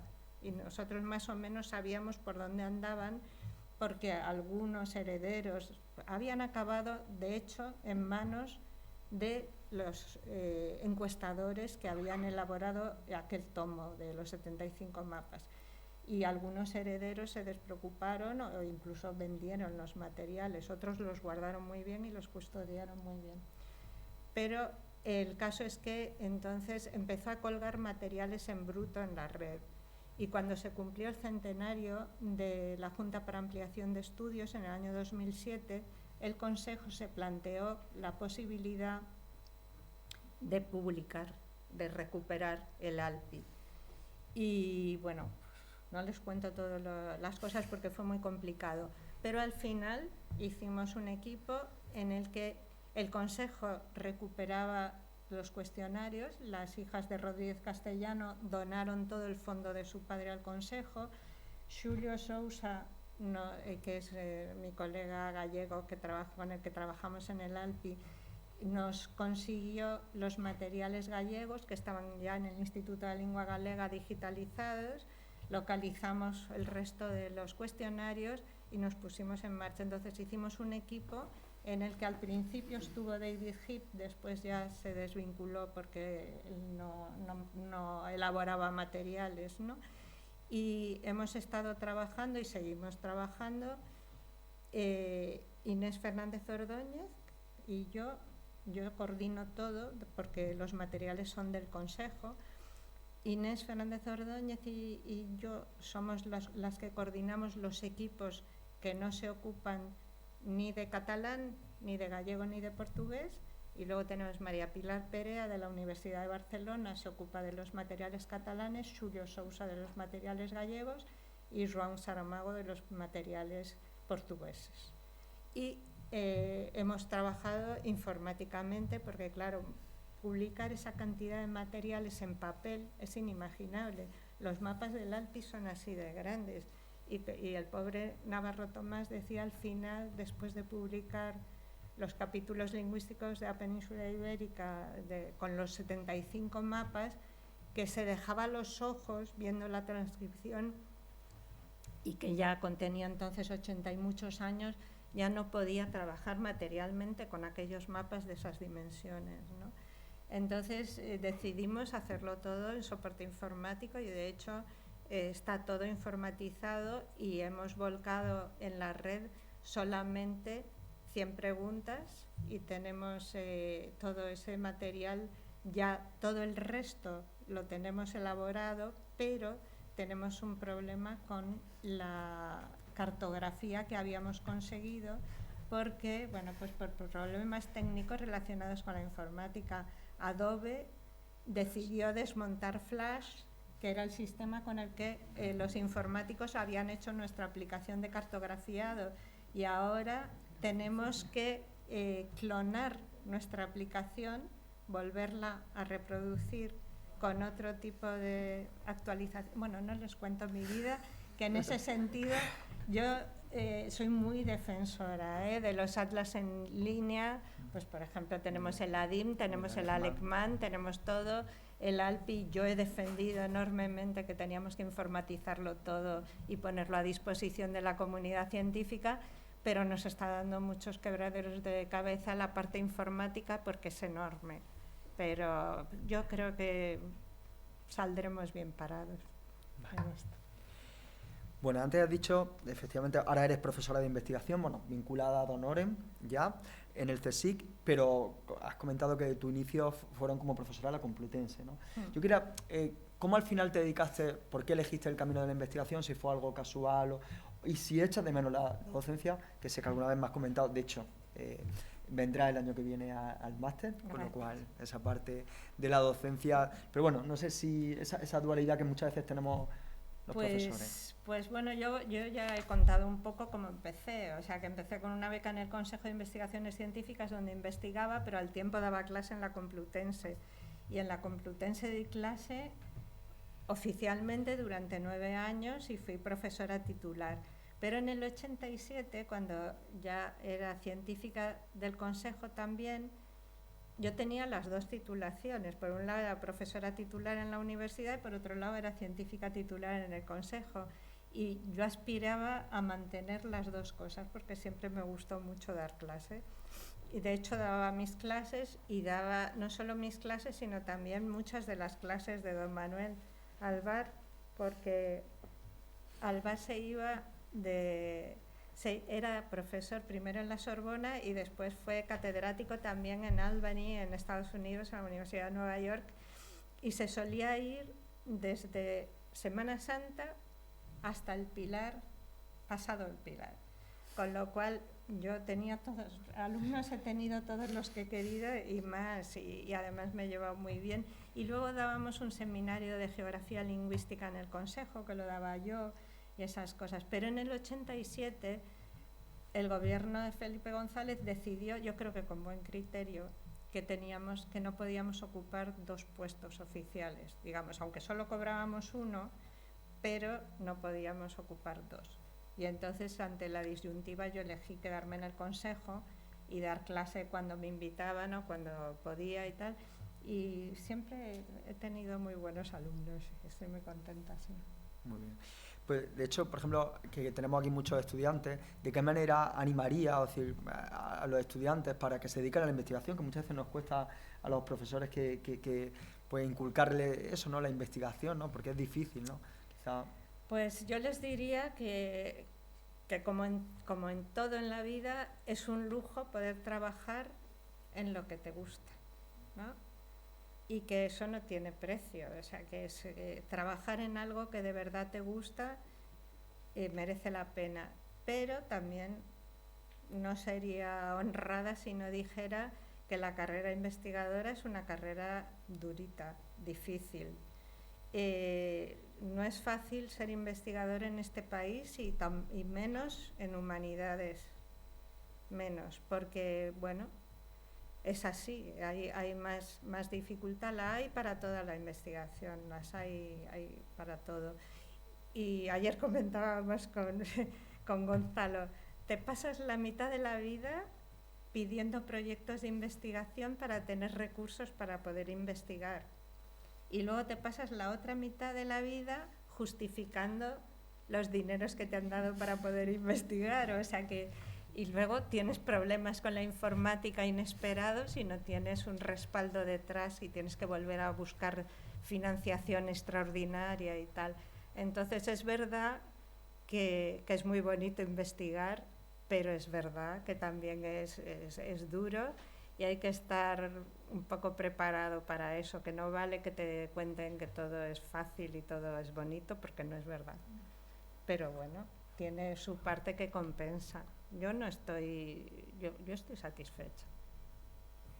Esta es una pregunta curiosa, ¿vale? Si tuvieras que destacar alguno de tus trabajos, ¿cuál sería? Es decir, Y además como tienen muchísimo. Pues yo la verdad es que no podría decir que prefiero tal trabajo o prefiero tal otro.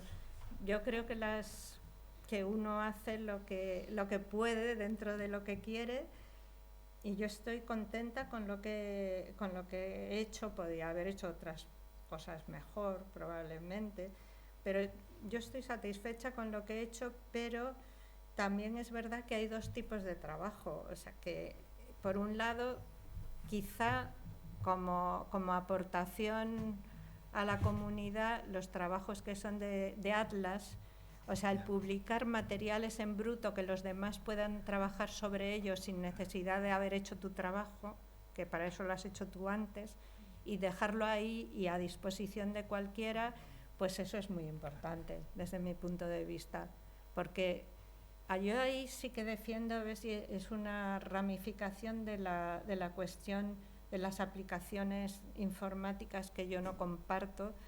Es verdad que ahora con todas las aplicaciones informáticas que hay tan interesantes y todos los programas, es muy fácil hacer elaboraciones preciosas de mapas lingüísticos.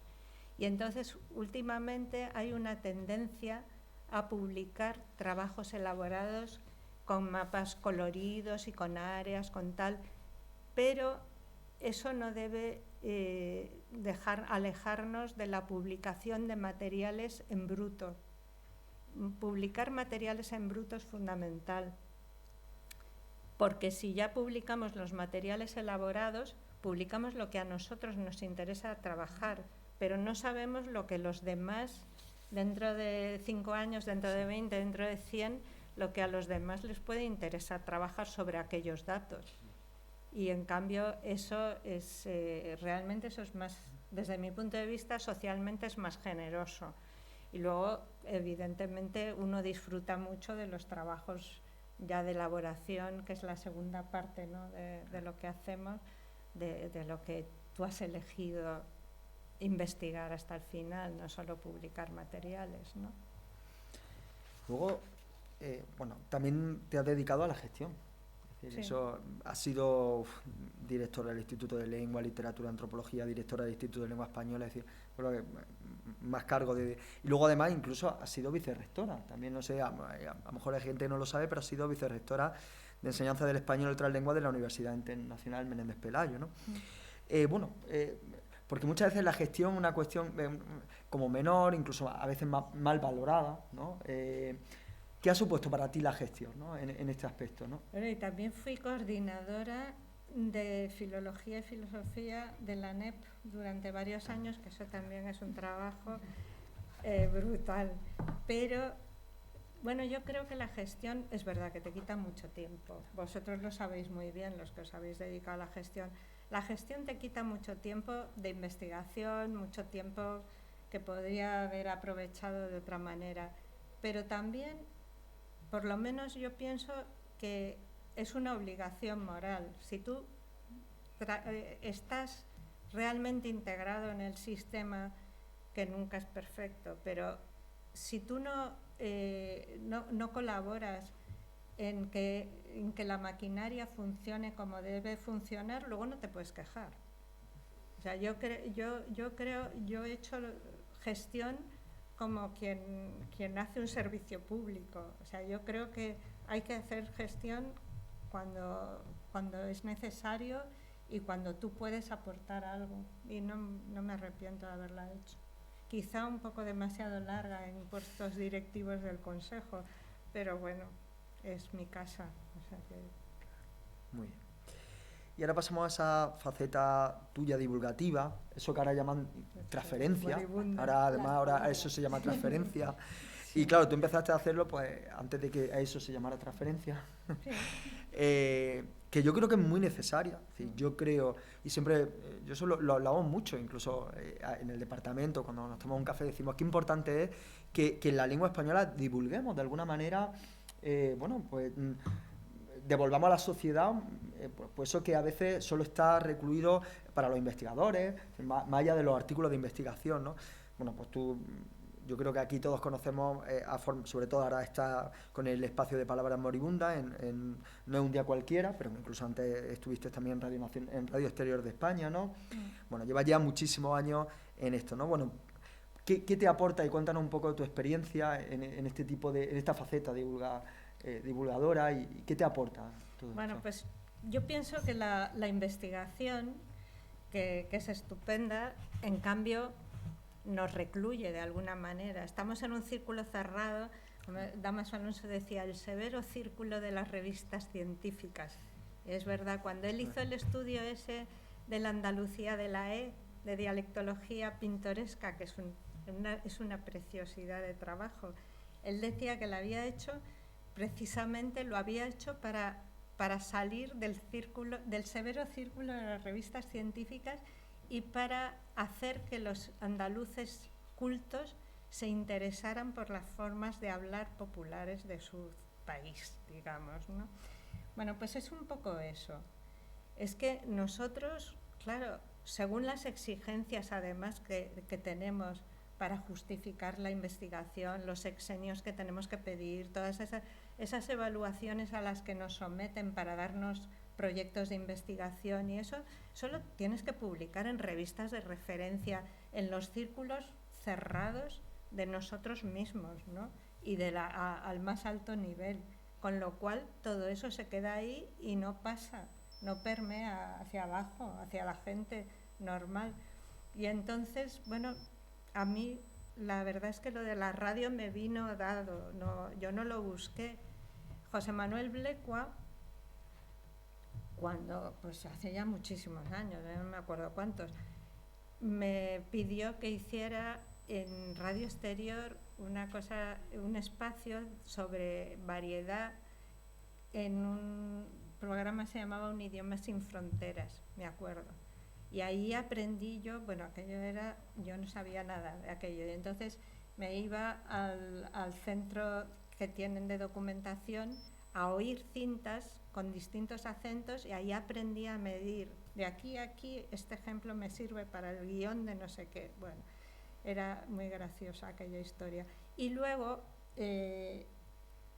cuando hice el libro de cómo hablan las mujeres, curiosidades y tópicos del lenguaje femenino, me dijeron en la editorial, en la esfera de los libros, me dijeron, vamos a encargar un prólogo para el libro. Vale. Eso lo vamos a encargar a Fernando Lázaro Carreter. Y yo dije, no, por favor, no, porque don Fernando es muy amigo de mi padre y yo no quiero, porque lo pone. Además, el tema no a todos los señores lingüistas les gustaría. Y yo no sé si a don Fernando le gustaría o no, le hubiera gustado o no, pero yo no quería ponerlo en el compromiso. Y dije, no, muchas gracias. Y entonces me dijeron, bueno, pues entonces que te haga el prólogo, no sé quién era, me parece que era Rosa Montero. Digo, no, una mujer que escribe sobre mujeres y le hace el prólogo a otra mujer, pues van a decir que somos las feministas de todos los días y todas estas cosas. Y entonces me dijeron, bueno, ¿y qué te parece si se lo encargamos a Alex Guillermo?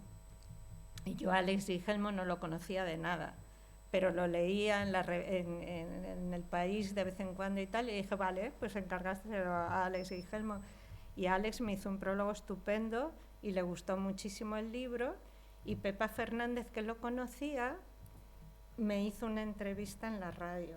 Y Pepa Fernández es una entrevistadora en Radio Nacional, es una entrevistadora magnífica, estupenda. Y me hizo una entrevista buenísima. Y nada, nos quedamos las dos muy contentas. Ya a la semana o así me llamaron ella y Alex y me dijeron, ¿te tomas un café con nosotros en el Círculo de Bellas Artes? Yo, sí. Y que queremos que te vengas a la radio. Y yo veo que tiene que ver el libro con la radio, yo no tal. Y bueno, empecé entonces y desde entonces sigo y me lo paso muy bien, me parece muy divertido. Tienes que forzarte a ver las cosas de otra manera, no puedes ponerte en plan investigadora de alto nivel, claro. Tienes que hacer una cosa de divulgación de verdad y la gente lo agradece, y luego además como proponemos palabras que puedan estar en desuso, que puedan ser solo zonales y tal, la gente llama, escribe. Pues yo ayer antes de venirme para acá tuve que dejar corriendo, mandar el guión para el sábado que viene, ¿no? Y que además con la Semana Santa había llamado muy poca gente, así que tenía que trabajar yo más y no poner tantos audios de los demás, pero es una experiencia bonita. Y luego, pues por ejemplo, hace 2 semanas estuvimos en La Rioja, en Ezcaray, en Alfaro, y la gente te viene a ver como si fueras de su familia, ¿no? Sí, y te dicen, yo le escribí, le mandé no sé qué palabra, no sé si usted se acuerda, porque tal, y pues sí, ves que de verdad hay gente que te escucha, porque cuando tú vas a la radio, te pones los cascos y coges el micrófono, pues estamos ahí 4, pero son muchos millones, ¿no? Y yo creo que sí, que merece la pena eso, como merece la pena escribir en revistas de divulgación o como dar charlas o cosas así que también tenemos que hacer. Muy bien. Bueno, también eres miembro correspondiente de la Real Academia Española por Castilla-La Mancha desde Sí. 2015. Bueno, pues cuéntanos un poquito cómo es, porque claro, nosotros vemos la academia y bueno, la academia por fuera, en el sentido, bueno, algunos estudiantes han estado de viaje de estudio y la han visto por dentro, incluso. Es decir, bonita, recientemente. Es bonita. Sí, antes de Semana Santa. Qué bien. Bueno, pues ¿cuál es la labor un poco que tenéis los miembros correspondientes? ¿Cómo funciona por dentro la academia? Bueno, yo contesto a las dos cosas. Yo la academia la conozco más por el hecho de que mi padre fue académico durante muchos años que por lo que yo pueda haber hecho como correspondiente, porque en realidad se supone que los correspondientes estamos para hacernos consultas en su caso y ese tipo de cosas. Pero lo que hacemos mucho es que nos invitan a todos los ingresos de académicos. Bueno, a mí me invitaron, por ejemplo, al Congreso de Cádiz del año pasado y sí que participé en 2 mesas redondas y esto. Bueno, la academia es un sitio muy interesante y muy raro también, ¿no? Porque reúne gente muy, muy diferente, ¿no? Hay gente muy distinta, desde lingüistas especializados a novelistas.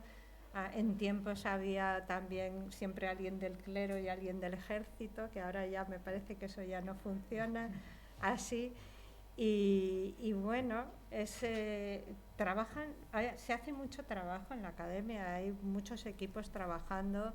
Por ejemplo, ahora yo colaboro porque colaboro con el equipo, no porque sea académica correspondiente, sino porque formo parte del equipo que hizo la fonética y la fonología de la nueva gramática de la lengua, y ahora se está haciendo la 2ª edición de todo eso. Y sí, Blecua dirige, toda la coordina Ignacio Bosque, y José Manuel Blecua dirige nuestro equipo de fonética y fonología. Y sí, ahí sí que he trabajado, pero trabajamos al margen, o sea, trabajamos mucho. Sí. Muy bien. Pues hablando también de la academia, teniendo en cuenta que ha escrito Así hablan las mujeres, y luego cómo hablan las mujeres, es inevitable hablar del lenguaje inclusivo, y el hecho de la academia, de la defensa del masculino genérico, ya hablamos ayer de eso. Bueno, ¿cuál es tu opinión respecto a esto? ¿Cuál es respecto también a la postura de la academia en este sentido? Que quizá pues está un poco ahí estática en aceptar cualquier tipo de cambio. También sabemos de algunos de los miembros que componen la academia. Bueno, ¿cuál es tu opinión sobre esto? Bueno, yo creo que, no sé cómo decir, es lo normal en la época en la que vivimos, que haya movimientos reivindicativos en un sentido y en otro. Lo que ocurre es que la academia, a las academias, porque nosotros hablamos de la academia, pero en realidad tenemos que hablar en plural, porque la academia pertenece también a la Asociación de Academias de la Lengua Española, por mucho que la coordine. La academia ha tenido una evolución en los últimos años, en los últimos 20 años, digamos, importante. O sea, ha cambiado mucho de orientación. O sea, hemos partido de una, no sé, de una postura en la que se suponía, pues hablando del propio Tomás Navarro Tomás, de don Tomás, que él decía que el español correcto, la pronunciación del español correcta, para él correspondía a la de los hablantes universitarios cultos de Madrid. Entonces hemos partido de eso, que durante mucho tiempo ha estado vigente y quiera uno o no lo quiera, está por ahí debajo en el inconsciente de toda la comunidad lingüística, a reconocer que eso es una postura que viene del pasado y que lo que hay que abrir es la mirada a considerar que tenemos una lengua que ya empezó con los estudios que fueron muy importantes de la norma culta de Lope Blanc, que efectivamente puso de manifiesto algo que es evidente. Si en Buenos Aires, por ejemplo, a los niños se les enseña, a los niños y a las niñas, se les enseña pronunciar, como yo he visto en algún colegio de monjas argentino, la elle, cuando todos son rehilantes, no solo yeístas, sino yeístas y rehilantes, pues, ¿qué ocurre? Que los únicos, que eso lleva a los guetos lingüísticos. Los hablantes que no pertenecen a las clases cultas dirigentes, por mucho que vayan a la escuela, van a aprender una norma que no les corresponde a su zona. Y entonces siempre van a estar desclasados lingüísticamente, como ocurre en Inglaterra, por ejemplo, continuamente. Y lo sabemos muy bien, los distintos acentos de los ingleses. Entonces, lo que hay que hacer es asegurar que los hablantes puedan llegar a tener el control, el dominio de la norma culta de su país, de su entorno. Solo de esa forma podrán estar integrados. Que luego viajan a España y pueden, si quieren, aprender a pronunciar a la manera del español septentrional, que ni siquiera tiene que ver con el de aquí o el canario, pues vale, tampoco pasa nada, ¿no? Pero en eso sí que ha cambiado la academia. O sea, que ahora se ha aceptado como política lingüística oficial de la academia, a partir del 2004, el panhispanismo, el intentar integrar todos los distintos tipos de español, ¿no? Y yo me he ido por las ramas, ¿verdad? Porque bueno, no, pero no pasa nada, porque eso también... Ah, lo del pero eso, sí, eso también estaba ahí también, bueno, el entonces, tema del panhispanismo. Sí, lo del panhispanismo es eso, es una mirada un poco más abierta, por ejemplo, y lo mismo pasa con lo del lenguaje inclusivo, pero la academia, lo que ocurre con la academia y el lenguaje inclusivo es que, bueno, a las academias les corresponde el peor papel que puede haber. Ellos tienen que ser más conservadores que nadie, porque lo único que pueden hacer y lo único que está en su mandato es certificar el uso culto, pero el uso. O sea, ellos no pueden decir, por mucho que la gente lo piense, las academias no pueden dictaminar lo que los hablantes deberían decir para hablar bien o para ser políticamente correctos. Las academias solo pueden certificar el uso que hay o decir, este uso de alguna manera no se corresponde a la norma culta con la que estamos trabajando. Y eso es lo que ocurre.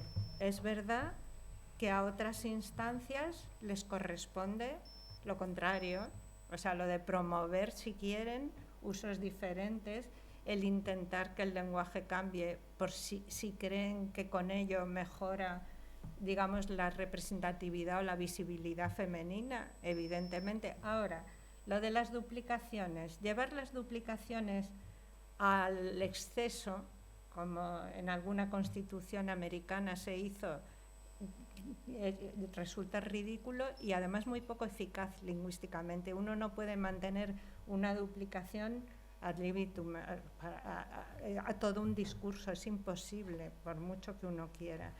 Pero sí que es verdad que las duplicaciones a veces son necesarias y además históricamente se han dado. El otro día estuve leyendo un libro que se ha publicado sobre la esclavitud y tiene un apéndice de leyes que se promulgaron entonces en la época de los Reyes Católicos, sobre todo la primera ley en contra de la esclavitud, que luego no se aplicó, pero bueno, de Isabel la Católica, duplican, hablan de hombres y de mujeres, hablan de indios e indias, o sea, se duplicaban mucho más de lo que uno cree. Si uno lee las primeras traducciones del Corán, están llenas de duplicaciones también. Entonces, vale, tampoco hay que rasgarse las vestiduras, porque de vez en cuando la gente duplique o haga visibles. Por ejemplo, si decimos, ayer comentábamos, si decimos los chicos y las chicas hicieron el mismo plan esa tarde, quiere decir que normalmente no los hacen, o sea, que pueden no hacerlos, pero hay que explicitar. En ese caso, hay duplicaciones que son francamente necesarias, porque si no se pierden. Por ejemplo, hablábamos, si se dice los investigadores de este país, pues está bien, pero relativamente, porque de alguna manera está opacando a las investigadoras también. Entonces, por lo menos la primera vez que uno hace referencia a eso, debe decir los investigadores y las investigadoras de este país que conforman la comunidad científica, y a partir de ahí puedes hablar de la comunidad científica sin ningún problema y estás hablando de todos. Pero también es verdad que, bueno, pues igual que venimos de unas creencias de que la lengua era no sé qué y era de no sé quién en el pasado, venimos de una sociedad en la que no nos vamos a engañar. Si uno ve, pues eso que yo comentaba, a mí misma me pasó. La única del Consejo de Redacción de la revista de Filología antes del año 2000 era yo, todos los demás eran hombres. Era muy normal que en un claustro la presencia femenina fuera minoritaria, muy minoritaria, con lo cual doblemente opacado, o sea que no cabía la posibilidad de desdoblar casi nunca, ¿no? Bueno, pues afortunadamente hoy han cambiado mucho las cosas y yo creo que se pueden encontrar fórmulas intermedias. Ahora, que las academias no van a promocionar lo que puedan ser duplicaciones y cuestiones de ese tipo, pues es esperable, entra dentro de lo que es un margen de actuación, ¿no? O sea, otra cosa es que en el momento en que Médica se oficializó de alguna manera en cuanto al uso, lo incorporaron al diccionario. Es lo mismo, bueno, salvando las distancias, es lo mismo que cuando le dicen a la academia que deben quitar del diccionario términos ofensivos para una comunidad determinada, como decir eso es una judiada, que dice alguna gente, pues cuando se deje de usar lo quitarán del diccionario o pondrán, como ponen ahora, despectivo, para que se sepa que es una fórmula que si tú la usas estás empleando adrede un término que, bueno, que puede ofender, pero ya está. O sea que la academia no está ahí para dictaminar cómo tenemos que hablar, pero sí que puede haber gente y puede haber organizaciones que de alguna manera nos hagan hablar de una manera más saludable socialmente para todos, ¿no? Sí. Bueno, tendría muchas más preguntas, pero creo que ya vamos, yo creo que no, vamos a ir llegando al final, que bueno, que no un punto final, pues son puntos suspensivos, conociendo a Pilar, son puntos suspensivos en el sentido que ella va a seguir trabajando. De hecho, en esta línea me gustaría ya la última pregunta. ¿Tienes pensado algo nuevo o simplemente terminar lo que ya tienes empezado? De momento no tengo nada nuevo. De momento voy a acabar lo que tengo, que todavía me queda mucho trabajo por delante y estoy segura de que surgirán cosas nuevas, porque las cosas nuevas surgen cuando vas andando, ¿no? Y de repente te sale algo con lo que no contabas o sale algo que te interesa en ese momento y espero poder seguirlo haciendo y nada, y poder seguirlo contando. Así que yo quiero daros muchas gracias a todos y a la universidad y al auditorio por haber sido tan amable y sonriente durante toda esta entrevista. Muchas gracias. Muchísimas gracias, Pilar. Yo sé que en estos actos normalmente no se suelen aceptar preguntas, pero si a Pilar... Yo no tengo problema, yo contesto. Bueno, y alguien del auditorio quiere preguntar, yo creo que la tenéis aquí, la verdad es que es un privilegio, entonces... Mira, Pilar. Muy bien, una palabra. Pilar.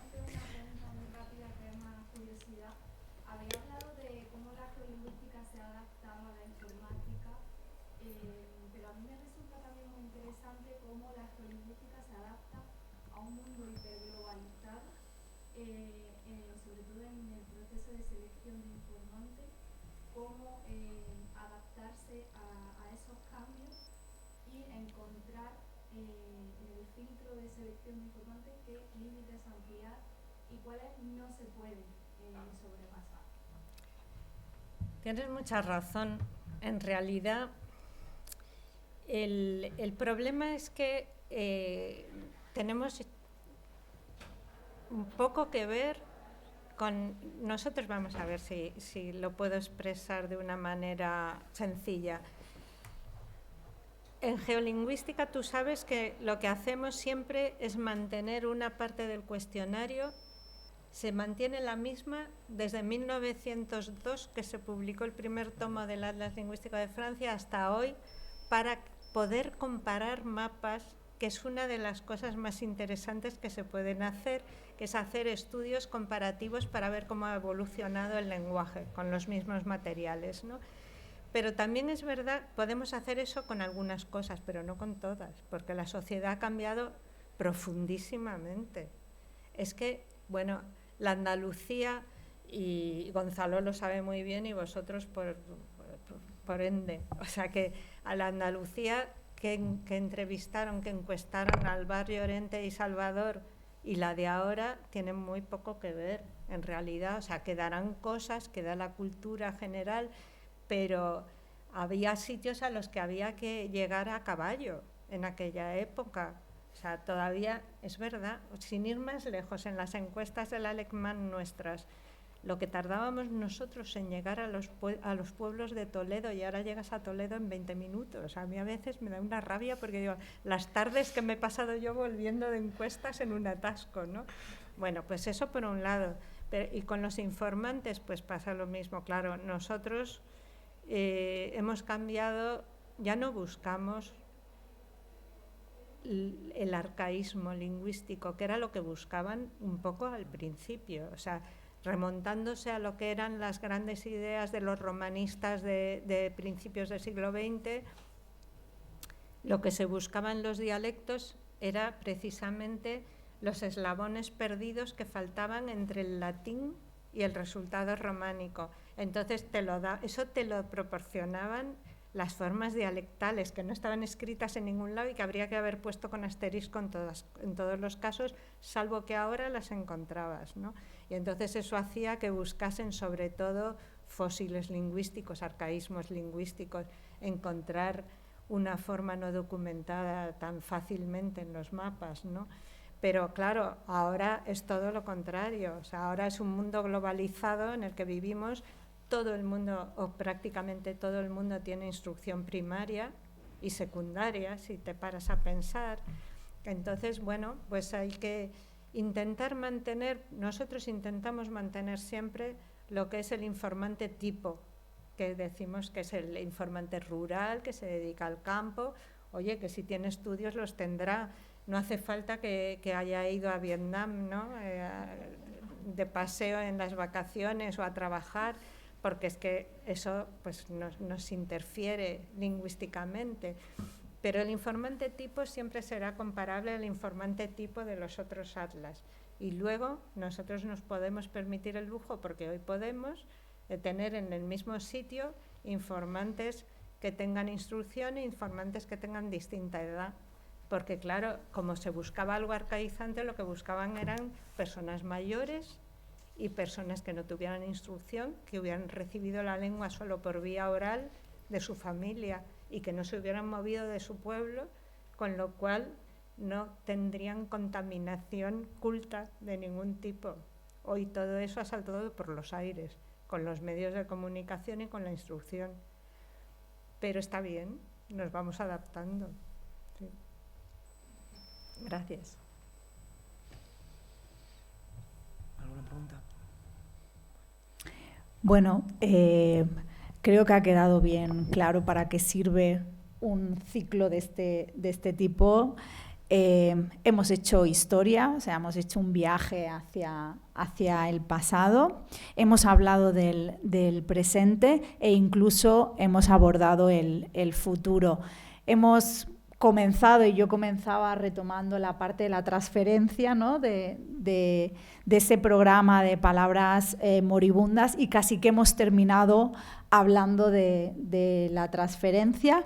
Así que, como veis, hemos hecho un ciclo perfecto, donde incluso hemos dado la voz al público para acabar de completar esta entrevista, y lo hemos hecho, como habéis visto también, con la mejor vida que podíamos tener, con la mejor vida intelectual no de una, sino de la persona de referencia. Así que gracias, Pilar. Gracias. Ahora solo con el nombre de Pilar, gracias por habernos ofrecido pues esta interesante trayectoria que, insisto, nos ha llevado pues también a temas peliagudos y del presente, como es el tema del lenguaje inclusivo.